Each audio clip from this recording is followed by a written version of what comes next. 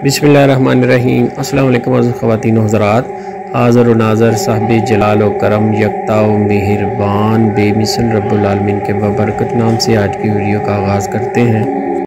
इस वीडियो में तिल के पौधे के मतलब कुछ इन्फॉर्मेशन शेयर करेंगे। ये जो आपको नज़र आ रहे हैं यही तिल के पौधे हैं।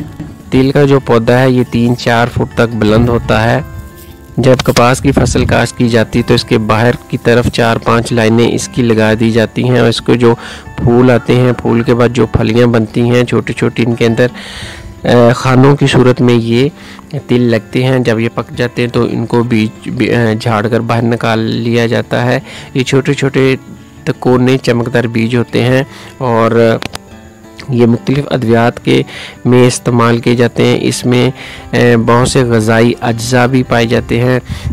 तिल के फ़ायदे और इस्तेमालात के मतलब मुकम्मल तफसील से वीडियो चैनल पर मौजूद है। उसका लिंक नीचे डिस्क्रिप्शन में दे दिया जाएगा। अगर आप मज़ीद जानना चाहते हैं तो वो भी देख सकते हैं। इंशाल्लाह मिलते हैं नेक्स्ट वीडियो में। दुआओं में याद रखिएगा। अस्सलाम वालेकुम व रहमतुल्लाहि व बरकातहू।